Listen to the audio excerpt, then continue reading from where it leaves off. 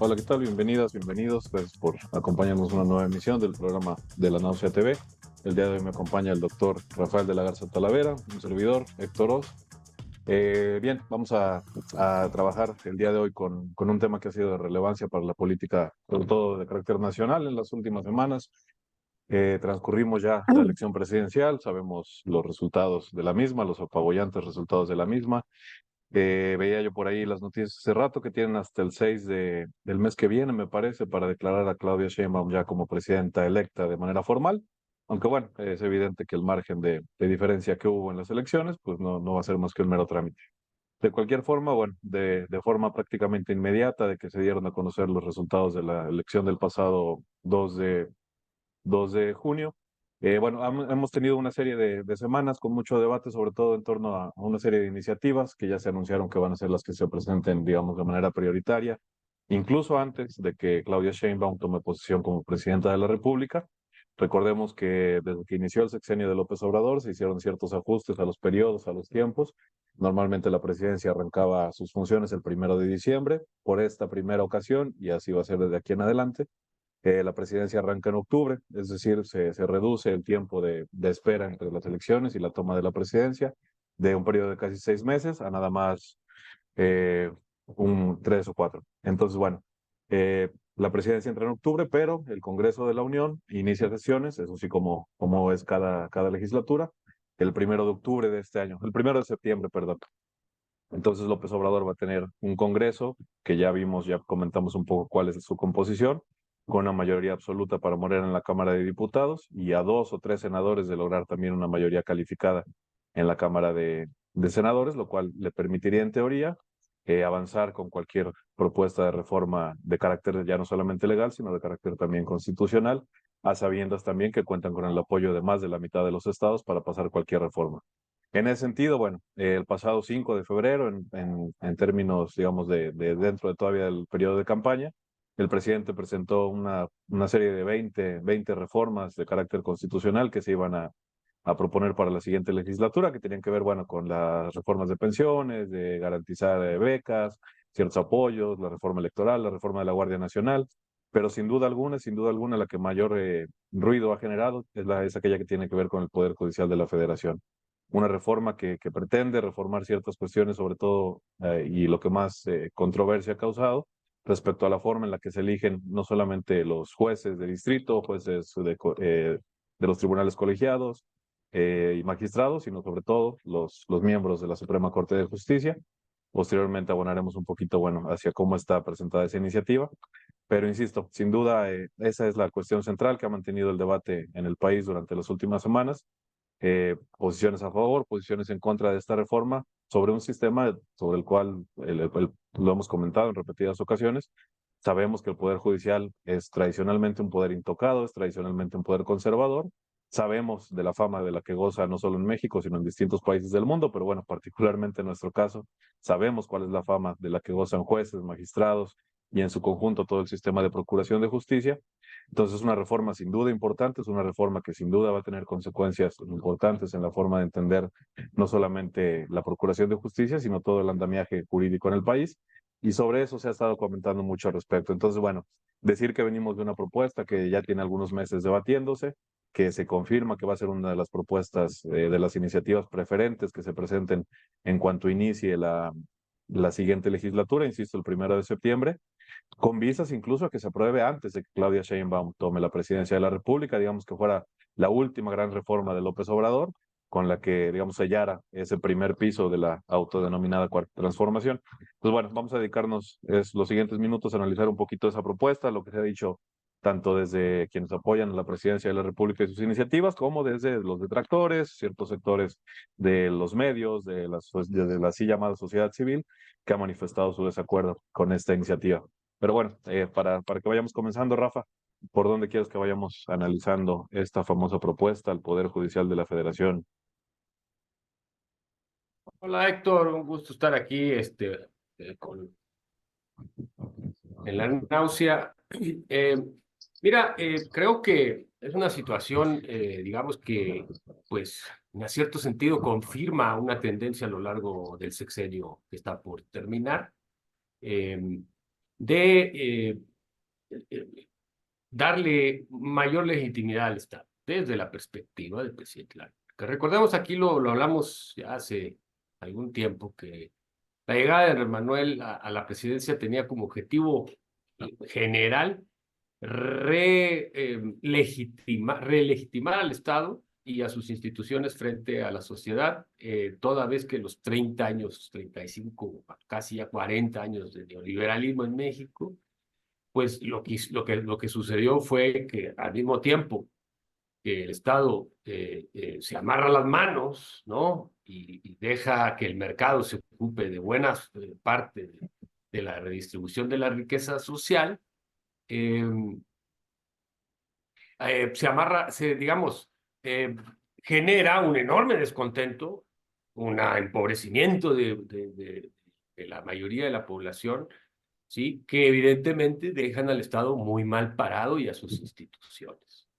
Después viene la militarización con Calderón, lo cual genera un baño de sangre que todavía con mayor razón expone a uno de los pilares del Estado mexicano, que es las Fuerzas Armadas, a un enorme desgaste, ¿sí? Y por más que salgan en la televisión y por más que hagan spots y esto y el otro, la verdad es que el desgaste es enorme. Entonces, lo que quieren, hermano, en términos generales, su proyecto es relegitimar al Estado, ¿sí? Frente a la sociedad. En ese contexto, ¿sí? Una serie de enfrentamientos, hay que decirlo así, con el Poder Judicial, que van subiendo de tono, y luego que en la mañanera señalada, ¿no? Directamente a la presidenta, etcétera, con el escándalo de Saldívar. Recordemos que Saldívar renuncia antes de que le toque el tiempo, después de que coqueteó con la idea de quedarse más tiempo, de que le dieran 2 años más. Al final, cuando se dio cuenta que eso no era posible, se sale y se adscribe a Morena, ¿no? O sea, en realidad se sale para eso, lo cual generó mucha polémica. O sea, pues, ¿qué pasó? ¿Por qué pasó eso? ¿De qué está tratando? Etcétera, etcétera. Y luego vimos las acusaciones en donde el licenciado Scherer, ¿no? Es acusado, siendo el asesor jurídico de la presidencia, pues de comprar sentencias a través, sobre todo, de presionar a jueces de distrito y, ¿no? Para torcer, torcer las Sentencias. resoluciones y las sentencias. Entonces, eso generó un enorme escándalo, ¿no? Y entonces, a partir de eso, digamos que de alguna manera, esto sirvió como entrada precisamente para que Andrés Manuel dijera, no, pues aquí estamos. Ahora, hay que decir una cosa. Usted como ciudadano mexicano, ciudadana mexicana, usted sabe, usted ha estado en un ministerio público que no es precisamente poder judicial, pero de ahí usted lo llevan con el juez. O sea, si usted va a un ministerio público, si usted va a un juzgado, no, hombre, es como el infierno, ¿no? El infierno. Sobre todo si no lleva usted un consejero legal, si usted no tiene recursos. No, no, no, olvídese. Lo van a torturar psicológicamente, etcétera, etcétera. Sabemos que el Poder Judicial es la pata más floja del Estado mexicano, ¿sí? Y aquí estoy incluyendo a los otros dos poderes, estoy incluyendo a el ejército, a las Fuerzas Armadas. En general, el nivel de corrupción en general en el Estado mexicano es bastante alto. Alguien diría, no, es que el PRI, que no sé cuánto. Déjeme decirle que eso empeoró con los gobiernos neoliberales a partir de Carlos Salinas y sobre todo de Cedillo, ¿sí? Y de una vez, ya que mencionamos al cepillo, como le decía el pueblo mexicano, ¿no? A la hora gran accionista ¿no? Y gran académico en Estados Unidos, ¿no? Cedillo, ¿sí? Lo que hace es reformar, hacer una ley que renuncia a todos los magistrados de la Suprema Corte de Justicia y mete más, ahora creo que son 11, ¿no? Y abren otra sala y esto y el otro, y nombra él, con el control relativo del Congreso, porque recordemos que en el 97 Cedillo el PRI pierde la mayoría, pero no por eso, tomando en cuenta que tienen al PAN, no por eso no puede sacar proyectos. Y entonces Cedillo hace esta reforma y se alinea la Suprema Corte de Justicia a las reformas neoliberales que venían desde el Salinas. Lo que tenemos aquí es, entre ellos, a Olga Sánchez Cordero, ¿sí? Secretaria de Gobernación, ¿no? Del gobierno de Morena, entre los ganadores de la rifa, ¿no? Porque imagínese usted lo que es ser, ¿no? Magistrado. Les dan no sé cuántos años y básicamente lo que se quiere es blindar el proyecto neoliberal para que todos los amparos y todas las propuestas o incluso leyes que vayan en contra del proyecto neoliberal o que lo estorben sean neutralizadas en el Poder Judicial a través de amparos. ¿Sí? Entonces, a partir de eso, tenemos entonces una mayor corrupción en general en todo el Estado. Recordemos a Mr. 10%, el hermano de Carlos Salinas, que vendía empresas estatales, ¿no? A cambio de una comisión. Entonces, no es ajeno el Poder Judicial a este proceso, se envilece más, se corrompe más, porque es una institución fundamental del Estado, en aras precisamente de mantener el proyecto neoliberal. Lo irónico de todo es que a los magistrados se les paga como reyes con el argumento precisamente de evitar que vendan sentencias. Y sin embargo, por ahí alguien mencionaba que hay más de 100 jueces que están indiciados o están sentenciados por el Consejo de la Judicatura por cuestiones que tienen que ver con corrupción, etc. Entonces, no es que estemos diciendo que no, ahí están los datos, ¿sí? Evidentemente, ¿sí? Esto no impide el desarrollo del proyecto neoliberal, ¿no? Pero de alguna manera, pues, si tú pones un consejo de la judicatura, que lo que va a hacer es buscar corruptos y pues algunos tienen que agarrar, porque si no, pues, ¿cómo va a justificar, no? Bien, este es el antecedente, ¿sí? Y entonces, cuando llega este gobierno que se autodefine, mejor dicho, como anti-neoliberal, y empiezan una serie de propuestas y de proyectos, ¿sí? La mayoría de la oligarquía mexicana, muy amiga y muy socia, digamos, de estos magistrados de la Suprema Corte, pues se ponen nerviosos, evidentemente. Y la reforma energética, por ejemplo, pues causó mucho escozor porque ahí estaban, ¿no? Los típicamente la típica burguesía colonialista o cipaya, por llamarla de alguna manera, mexicana, defendiendo los intereses de sus empleadores, es decir, de Repsol, de Odebrecht y de todas estas compañías, ¿sí? Que básicamente se enriquecieron sobre todo con Calderón. Entonces, en el momento en que entra un gobierno que no desmantela el proyecto neoliberal, perdóneme que se lo diga, tengo que decir, no lo desmantela. Le quita algunos pétalos a la rosa, pero en realidad la rosa se queda. Y el proyecto neoliberal continúa. Por más que me quieran decir que el Tren Maya y que el Canal Francés, esos son, ¿quiénes van a ser los beneficiados de eso? Pues los mismos que han sido beneficiados los últimos 30 años. Las corporaciones internacionales y la oligarquía y la burguesía local, ¿no? Entonces, bueno, llega este gobierno, empieza a sacar una serie de reformas, ¿sí? Y entonces, evidentemente, los focos rojos de la oligarquía se prenden y empezamos a encontrarnos con que la Suprema Corte de Justicia empieza a batear proyectos ya aprobados en el Congreso por fallas de origen, porque no se discutió lo suficiente, y entonces empieza el encono, empieza a señalar cómo la Suprema Corte está deteniendo el proyecto popular, etcétera, etcétera. Y la verdad, en ese momento se empieza precisamente a discutir lo que hoy es prácticamente una realidad. Tenemos que hacer una reforma del Poder Judicial, ¿sí? Se empieza a madurar el asunto y a final de cuentas el presidente no quiere quitar el dedo del renglón y quiere aprobar la fast track, porque en un mes, perdone usted, es fast track, ¿no? Tomando en cuenta cómo se ven las cosas, una reforma que va a acabar con que, ¿dónde cree usted? En la Suprema Corte de Justicia, porque créame que va a haber amparos para aventar para arriba en contra de la ley, aunque sea aprobada en los dos congresos, perdón, en las dos cámaras, ¿sí? ¿Y quiénes son los que van a estar? ¿No? Ahora, Es bien interesante con este término. La cuña de Lenia Batres y de un par de magistrados más dividió, ¿no? Precisamente hoy estaba leyendo que ya Norma Piña, en un comunicado de la Suprema, dice que ellos van a ir a los foros.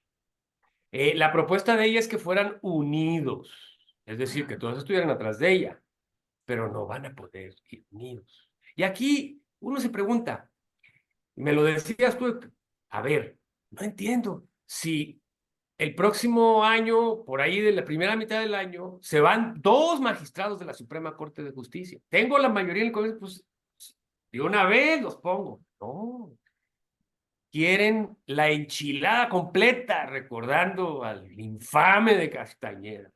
Quieren la enchilada completa, quieren cambiarlos a todos, ¿sí? Porque estamos hablando de 11.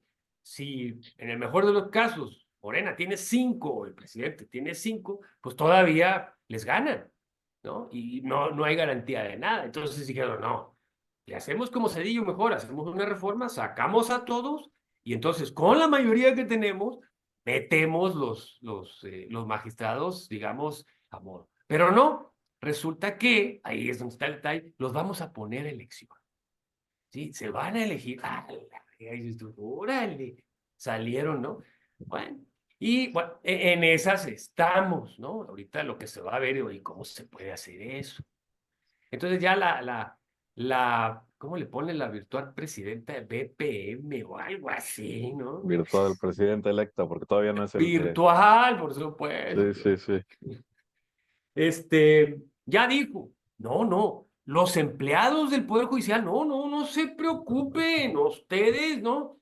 Esto no impidió que hubiera varias protestas alrededor del país de empleados del Poder Judicial, precisamente, ¿no? Porque buena parte de los empleados del Poder Judicial no tienen bases, llegan con los magistrados y se van con ellos, ¿sí? Entonces, claro, esos son los que dicen, ¿qué hubo? Pues a mí me dijeron que eran 10 años y ya me los van a recortar, pues ¿cómo, no? Entonces, claro, esto está generando mucha expectativa porque no queda muy claro, ¿sí? ¿Qué es en realidad lo que va a pasar? En todo caso, la propuesta es una propuesta que escandaliza al gremio de abogados, que son hables en general, y les escandaliza porque dicen que, ¿cómo? Imagínense, se va a politizar el derecho, ¿no? Ya ve usted cómo son los abogados, el derecho casi que lo pone Dios y es neutral y las leyes son neutrales. No, pues digo, por favor, ¿no? Entonces necesitamos especialistas, necesitamos gente realmente. No podemos poner a cualquiera para que luego saque sus resoluciones en términos políticos. Y digan, usted, digo, ¿de veras? ¿Y usted cree que nos creíamos eso de que, no, apegado a derecho, la típica frase, por favor? O sea, no es así, o sea, la ley se interpreta, ¿sí? Los jueces y los magistrados interpretan, ¿sí? ¿Qué quiere decir eso? Que pasan por el tamiz de sus prejuicios las leyes. Y si son muy buenos para argumentar, o sea, tienen un excelente secretario de estudio y cuenta, no, hombre, le dan la vuelta, pero con la mano en la cintura. ¿Sí? Entonces, la idea es la misma idea que se da con respecto al Congreso. Un diputado tiene que ser un hombre preparado.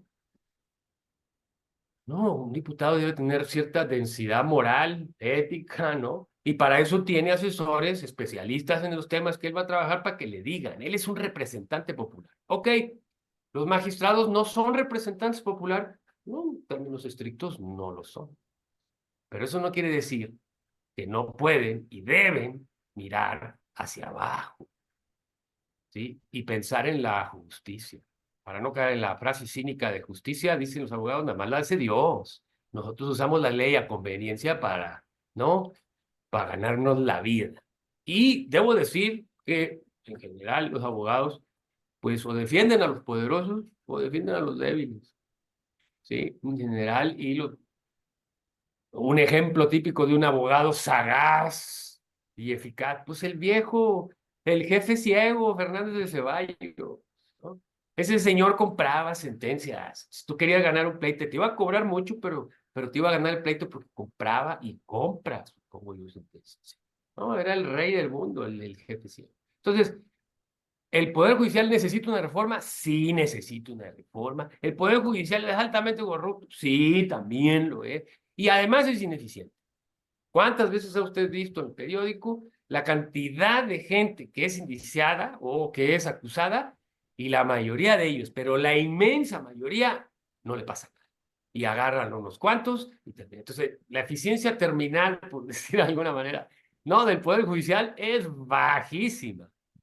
No vamos a negar que algunos juzgados adolecen de los recursos básicos. Pero vaya usted a la Suprema Corte cuando vaya al DF para que entre y vea lo que es un palacio de mármol, todo. O sea, es impresionante ese edificio. Sí, que no está acorde con las condiciones de nuestro país. Pero bueno, ese es Sí. el antecedente y ese es el contexto, Héctor.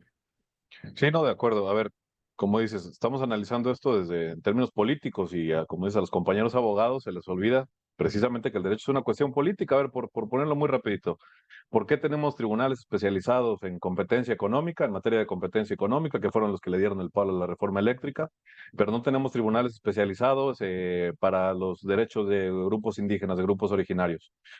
Esa no es una decisión técnica, eso es una decisión de carácter político. Entonces, que efectivamente el derecho es una herramienta de carácter político, que bueno, que si después tenga su vertiente de carácter técnico, no lo dudamos, no lo negamos, hay especialistas, etcétera, etcétera, pero de entrada el derecho es una cuestión política. Entonces, desde ese, afortunadamente, y digo afortunadamente no somos abogados, pero bueno, estamos haciendo este análisis desde la cuestión, como lo comentaba Rafa desde un principio, ¿no? Si la legitimación del Estado es el objetivo de López Obrador, a ver, nada de esto hubiera pasado, no hubiera ningún intento de reforma si los magistrados de la Suprema Corte hubieran aceptado hace 5 o 6 años reducir su sueldo. Si hubieran aceptado esa mínima condición impuesta por López Obrador o que prefería López Obrador, nada de esto hubiera pasado porque, a ver, volvamos a la cuestión de la reforma, que como dice Rafa, para no dejarlo en el aire, las dos cuestiones centrales es una, la elección, digamos, por voto directo, entre comillas, de magistrados, jueces de los distintos distritos, y la separación de lo que hoy es el Consejo de la Judicatura Federal en dos instancias, que es el órgano de administración judicial y el Tribunal de Disciplina Judicial, y que no dependan, que no estén encabezados estas personas por la misma persona que encabeza la Suprema Corte de Justicia, porque entonces, como decía Rafa, estos 100 personas que están indiciadas por corrupción como jueces, pues resulta que son los mismos jueces, la misma presidencia de la Suprema Corte, quien es juez y parte, ¿no? Entonces, evidentemente estas dos cuestiones se tienen que separar, que es una cuestión que probablemente sí sea benéfica. Yo no he visto críticas en esta situación de la separación del Tribunal de Disciplina Judicial. Donde se ha concentrado todo el mundo es en hablar de la elección. Como decía Rafa, que si los jueces pueden ser electos, que si los magistrados pueden ser electos. A ver, pongámoslos en términos de comparación a toda esta gente que le gusta hacer de sistemas políticos comparados. En Estados Unidos, por ejemplo, hay estados de la República donde los jueces se eligen. Y no solamente se eligen, sino que son propuestos por los partidos políticos, que ni siquiera es el caso del que estamos presentando aquí, como está compuesta la iniciativa. Hay muchos países, Japón, estaba lloviendo por ahí, que eligen a sus jueces. Ahora, yo lo que quiero decir aquí, estamos tan concentrados, está silenciado. Bolivia, recuérdate la reforma Mira, constitucional de Evo, es que ¿no? todo el mundo puso como ejemplo a Bolivia por satanizar y decir que nos vamos a convertir en Bolivia y en Venezuela, pero no, hay países del primerísimo mundo que también eligen a sus jueces. Ese no es el Claro. problema. Pero en lo que yo me quiero concentrar es como tú cerrabas, ¿no? A ver, por toda esta embatida que se ha venido repitiendo durante los últimos 3, 4 años, de que si hay un asalto al Poder Judicial, de que si se está erosionando la independencia del Poder Judicial, que si desde la mañana hay señalamientos constantes a jueces corruptos y demás, que si el Poder Judicial no se toca. Acordémonos hace un año, un poquito más de un año, que se tocaron los fideicomisos. Ahí sí, algunos trabajadores mal informados salieron a protestar. Ahorita en este caso no, efectivamente, como lo comentas, porque no es una reforma que vaya contra de la estructura general del Poder Judicial, sino simple y sencillamente sobre esos mecanismos de elección. A ver, si nos ponemos a pensar, actualmente sí, efectivamente, eso está partidizado, más que politizado, porque politizado ya dijimos que es, pero está partidizada la elección de los ministros, sobre todo de los ministros, porque los jueces los Como los impone el órganos Consejo de la Judicatura. autónomos, A como los eso iba órganos yo autónomos. precisamente, como todos los organismos autónomos que se eligen con ese mecanismo de que propone el presidente, lo aprueba el Senado, lo ratifica el presidente, etcétera, etcétera. Supongamos que nos vamos a elección directa. Yo me puedo presentar a la elección de juez, de magistrado, Rafa se puede presentar, usted no. ¿Quién va a proponer esas? Ahora, son 30 propuestas, ¿quién las va a hacer? El presidente de la República, que pertenece a un partido político, a menos que yo me equivoque de alguna misteriosa manera. El Congreso de la Unión, cinco diputados y 5 senadores, que también son partidos políticos, hasta donde no mal recuerdo, y 10, la Suprema Corte de Justicia, que ya sabemos quiénes son, y que los ponen los mismos partidos políticos. Entonces, ¿qué es lo que está proponiendo esta reforma? Sí, un mayor control, una mayor vigilancia, una mayor legitimidad, entre comillas, pero acordémonos, y con esto voy cerrando, legitimidad no quiere decir eficiencia, y legitimidad no quiere decir que se vayan a componer las cosas en el Poder Judicial de la Federación. Esto, como muchas de las cuestiones que se han hecho durante esta administración que está por terminar, es una cuestión de carácter simbólico, que como bien decía Rafa al principio, tiene que ver con la legitimación del poder del Estado, con mantener este discurso del cambio de régimen. Y aquí sí, desde el principio López Obrador fue muy claro y en ese sentido le podemos dar la razón desde un análisis, insisto, desde la ciencia política. Hay un cambio de régimen. ¿Qué quiere decir un cambio de régimen? Un cambio de actores, un cambio de las formas de las instituciones, un cambio de la relación que se da entre las instituciones, los partidos, el gobierno y la sociedad. Pero no hay un cambio de fondo, no hay un cambio del sistema económico, no hay un cambio ni siquiera del sistema político en su conjunto, de esa representatividad que de verdad se cacarea desde la democracia. Entonces, esta reforma no va a cambiar nada. ¿Por qué? Mucho se ha dicho sobre el Poder Judicial, sobre jueces corruptos y demás. Y la otra mitad del problema son efectivamente las fiscalías, que son autónomas desde hace un montón de tiempo, que son autónomas desde hace una década. Y ahí sí, por ejemplo, ¿por qué no pensar, que eso nadie, absolutamente nadie lo ha dicho, y menos López Obrador, porque le tiene mucha confianza? ¿Por qué no pensar en que hubiéramos podido votar hace 3 años en que si Gertz Manero continuaba en la cabeza de la Fiscalía General de la República? ¿Por qué no pensar que se hacen elecciones, por ejemplo, insisto, no en Bolivia, en los Estados Unidos, por los fiscales, que son la gente que se encarga de investigar, de procesar y de poner frente a los jueces los argumentos que van a dictaminar si una Claro. persona se tiene que ir al bote o puede salir en libertad? Ese era el sexenio de la lucha contra la corrupción, ¿no?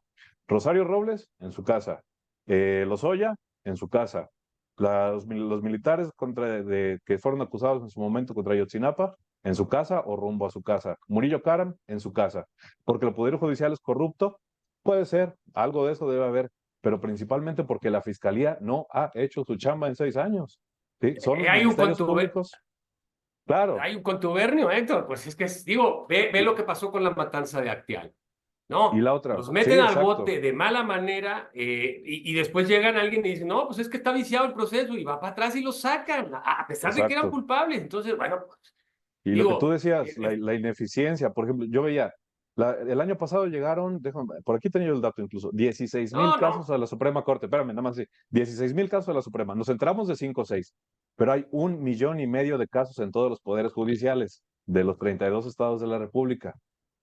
Ahora, 1,500,000 de casos, ¿cuántos millones de cuestiones no se habrán quedado de que ya ni siquiera llegan al Poder Judicial, sino en los ministerios públicos, en las fiscalías, que no investigan, que no hacen su chamba y que están llenas de personajes del pasado, del viejo régimen, ni se diga Gertz Manero y compañía, que vimos, y el ejemplo más claro es Ayotzinapa, ¿no? Entonces, Qué ironía, ¿no, Héctor? Porque cuando el presidente saca a Tortuguets, dices, pero ¿cómo? Pues si esa es pues, no se había muerto, no estaba muerto, ¿no? Y lo pone porque hay compromisos con quién, con la mafia de las fiscalías y no, con el propio Poder Judicial, pues si ese, por favor. Pero entonces luego las cosas no salen como él quiere, ¿no? Y el fiscal incluso ha metido en problemas al presidente, pero el presidente dice, no, pues es que él es autónomo y es que, pues, y se lo va a heredar, además. ¿No? Cuando sabes que es un tipo corruptísimo, o sea, es Manero, olvídense, es el lobo vestido de cordero, ¿no? Entonces sí, estoy de acuerdo contigo en que igual por tampoco ejemplo, le cargamos el muerto al Poder Judicial, claro, ¿no? No, no es igual por todo el ejemplo Poder Judicial. que Saldívar, que es el personaje que supuestamente está encargado de llevar este proceso, pero efectivamente también Saldívar forma parte de ese viejo esquema de impartición y procuración, ya no de justicia, de injusticias. Recordemos una vez más, a Saldívar lo pone como ministro de la Suprema Corte de Justicia, Calderón, el PAN, y apoyados evidentemente por el PRI. ¿Y Morena le ahora dónde lava se las está manos, cobijando? Morena Pues le porque lava la cara, debe tener una claro, colota espantosa, pues Héctor. Entonces digo, no, pues si me alío con esto, y esto ya no, con eso la libro. Entonces, lo que ¿no? estamos diciendo es que la elección de los jueces y magistrados puede ser un paso adelante. Ahí sí yo creo que es una discusión que se tiene que dar en términos técnicos, de que si es factible o no, que si es practicable o no, elegir a más de 5,000 o 6,000 jueces, porque esta reforma se tiene que llevar a los poderes locales. Si es factible, si es práctico, nos gastamos 40,000 millones de pesos en la elección de este año. Que es práctico que elijamos entre 30 personas que vienen puestas por los tres poderes a los jueces y magistrados. A lo mejor tendríamos que elegir a quien encabece el Tribunal de Disciplina Judicial y a la Fiscalía de la República y nos quitamos de problemas y hacer que esos organismos, los que están encargados de vigilar a los jueces, que esos sí sean ciudadanos, que sean autónomos, si se quiere, aunque no le guste al presidente esta retahíla de la autonomía, pero que quienes vigilen al Poder Judicial no sea el propio Poder Judicial, sino un organismo que sea civil, por Héctor, universitarios. El Pero esta punto discusión, es claro, que estamos especulando, esa asumiendo es otra. que la reforma va a salir Sí, es que ese es el problema.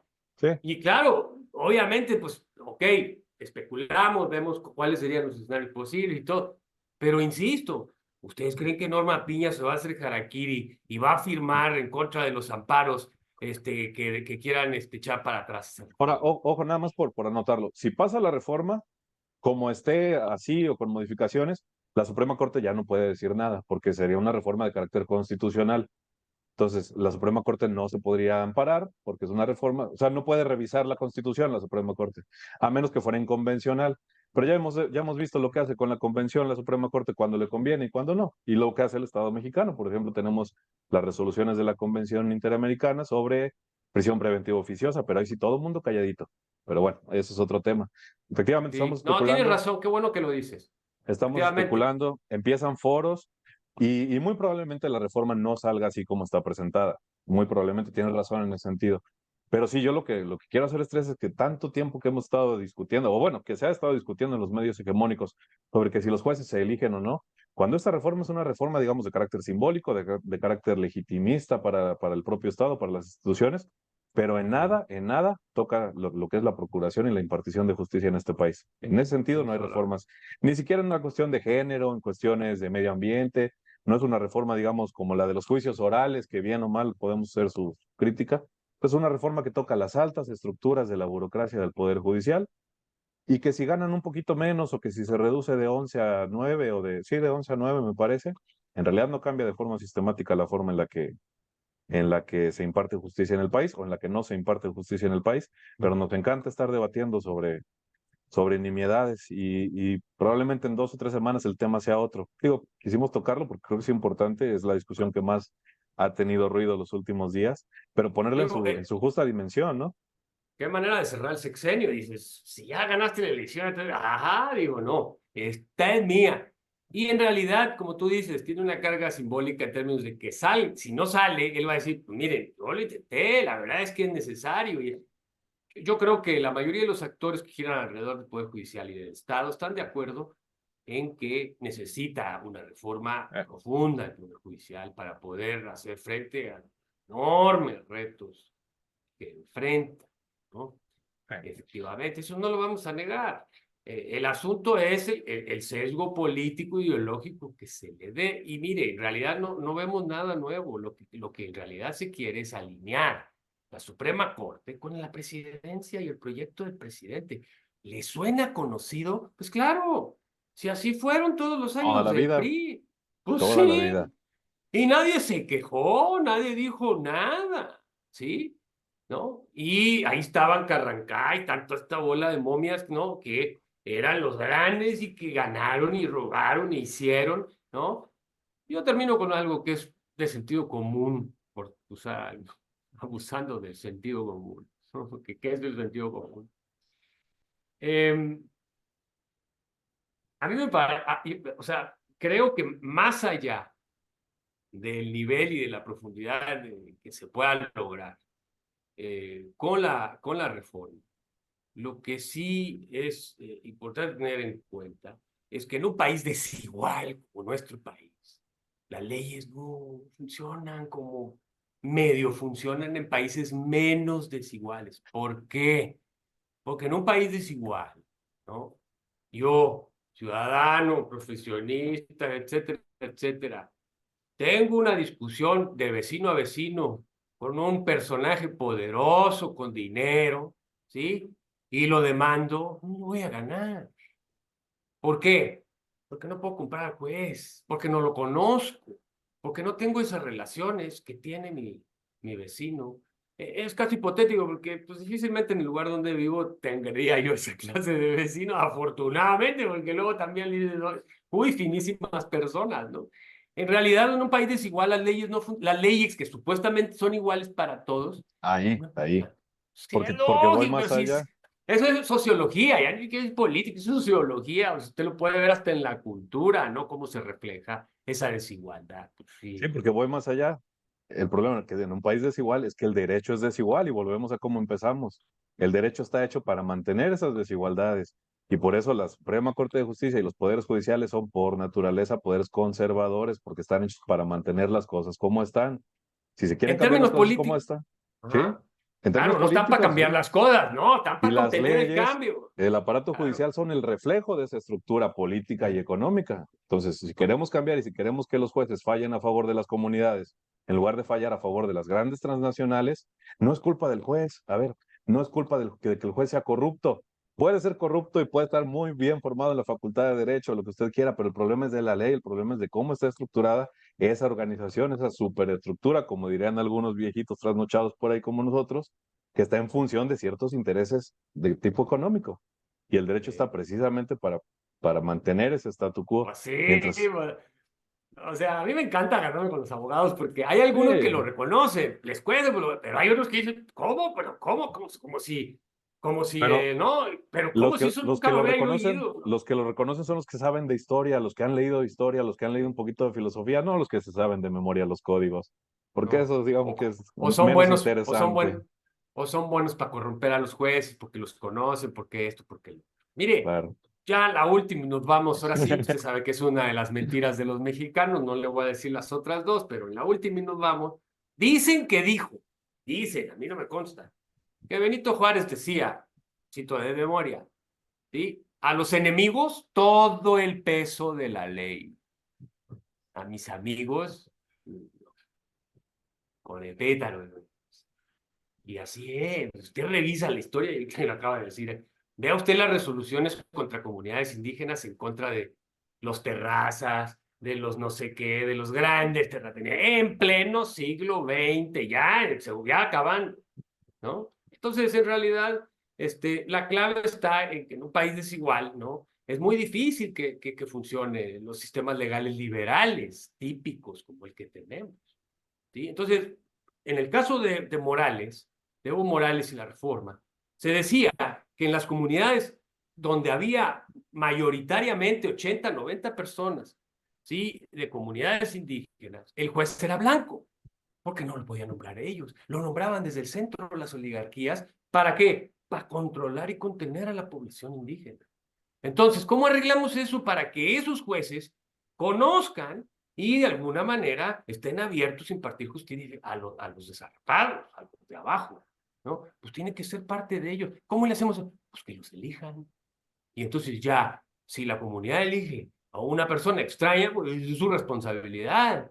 Pero su obligación es básicamente elegir una persona que sí, de alguna manera lo represente, sí, frente a la justicia, porque son la mayoría.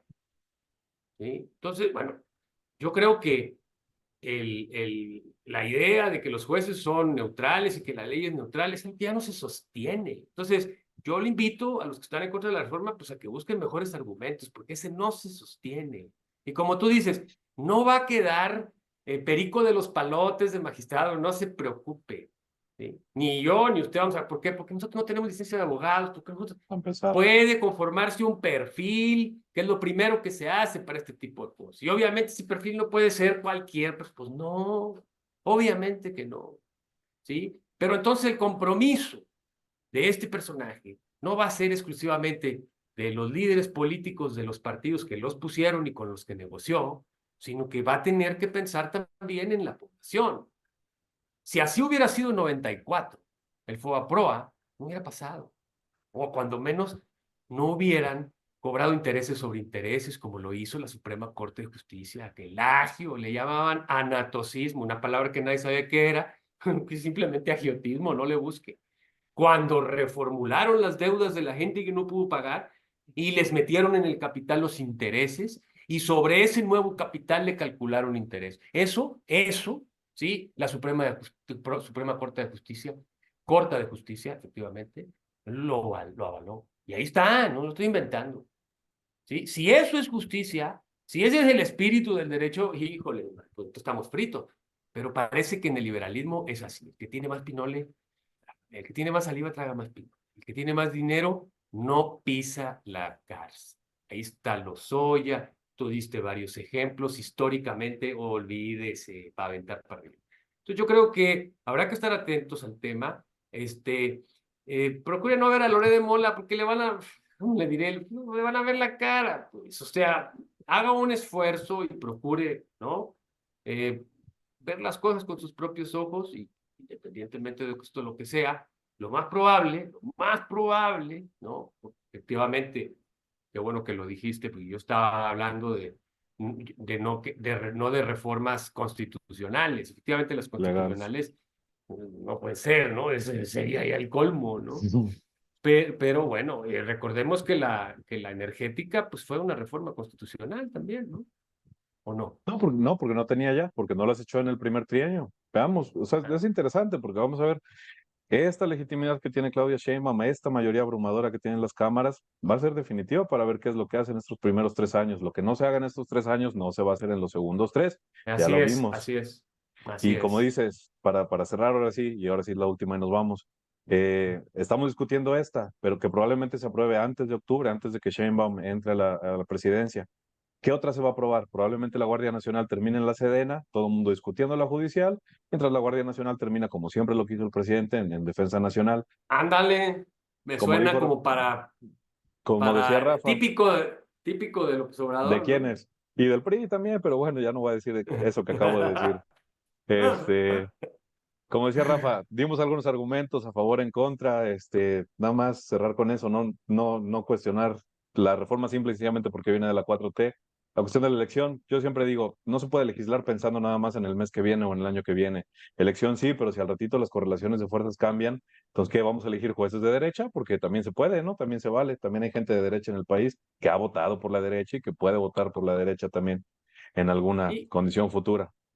yo creo que la despedida de Andrés Manuel, ahí se las dejo, ¿no? Esa va a ser la despedida. Pero yo creo que pues a la presidenta no le va a caer muy bien que su primer año de gobierno pues tenga que enfrentar toda esta situación que de alguna manera puede pues Le quita, apoyarle, hasta ¿no? cierto punto es quitarle Sí, margen de maniobra, una de las pues primeras muestras que sí. vemos de ese margen reducido, pero bueno, Claro, porque incluso algunos analistas dicen que Claudia le hubiera gustado a ella negociarlo, ya siendo presidenta, como para reconfigurar las alianzas de la presidencia de la República, pero no va a tener sí, y si se echa a ese andar un privilegio. proceso, si se echa a andar un proceso electivo, imagínate el desgaste que eso conlleva en términos institucionales de echar a andar un proceso electivo así, cuando pudiera haberse dedicado a otras cosas. Veremos primero cómo pasa, es evidente que no va a pasar así como está redactada, veremos los foros, veremos las discusiones, veremos cuando se presente ya de manera formal la discusión en las cámaras de senadores, seguiremos por aquí informando, analizando y pasando aquí un ratito con los compañeros. De mientras por acá la dejamos, gracias a quienes nos acompañaron, como siempre un like, recomendar el canal, suscribirse, por ahí compartir el contenido y nos encontramos por aquí próximamente. Gracias Rafa, gracias a todos.